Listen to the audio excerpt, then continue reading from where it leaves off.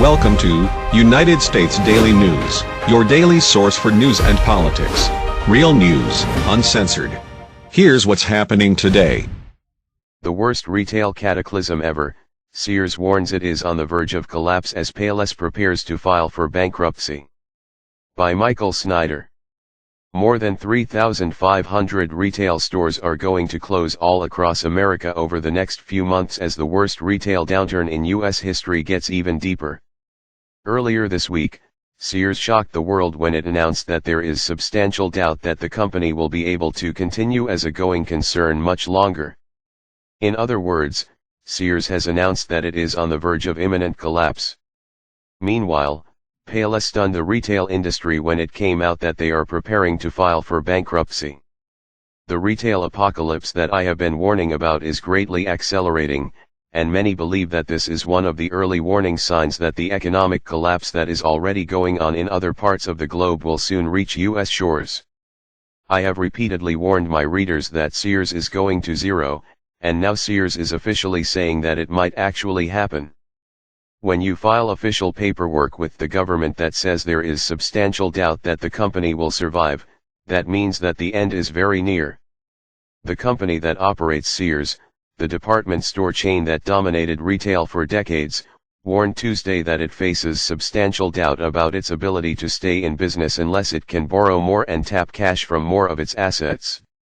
Our historical operating results indicate substantial doubt exists related to the company's ability to continue as a going concern, Sears Holdings said in a filing with the Securities and Exchange Commission. Sears Holdings operates both Sears and Kmart stores. In the wake of that statement, the price of Sears stock dipped 13.69% to $7.85 a share. Personally, I am going to miss Sears very much. But of course the truth is that they simply cannot continue operating as they have been. For the quarter that ended on January 28, Sears lost an astounding $607 million. The company said it lost $607 million, or $5.67 per diluted share, during the quarter that ended on January 28. That compared with a loss of $580 million, or $5.44 per diluted share, a year earlier.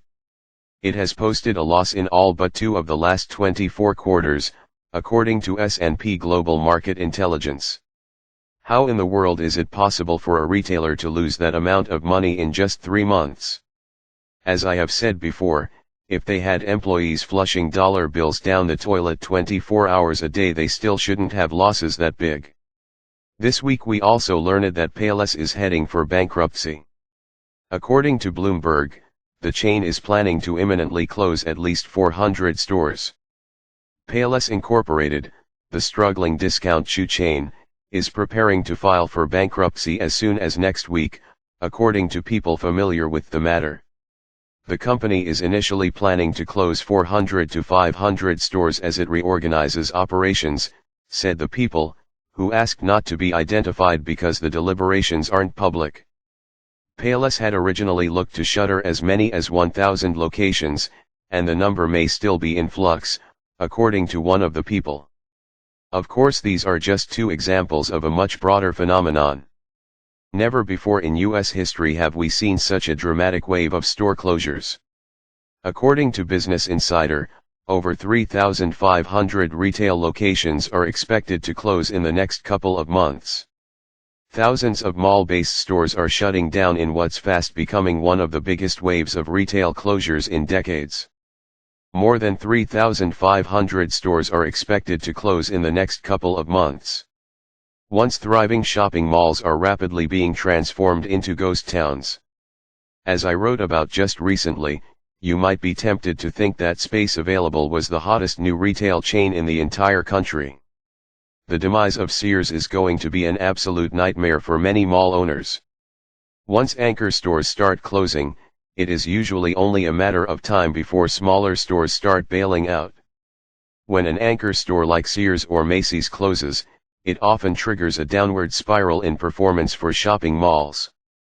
Not only do the malls lose the income and shopper traffic from that store's business, but the closure often triggers co-tenancy clauses that allow the other mall tenants to terminate their leases or renegotiate the terms, typically with a period of lower rents, until another retailer moves into the anchor space. Years ago I wrote of a time when we would see boarded-up storefronts all across America, and now it is happening.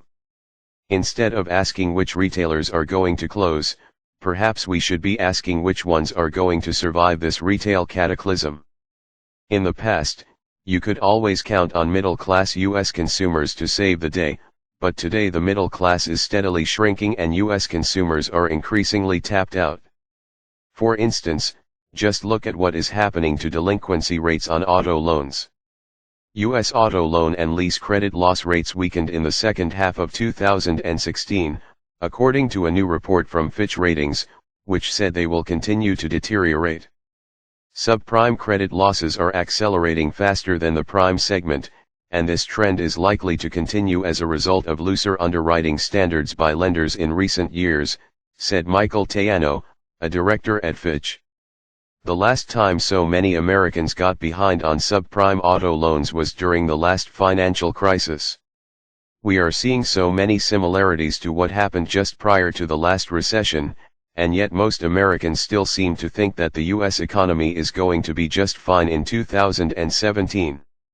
Unfortunately, major red flags are popping up in the hard economic numbers and in the financial markets.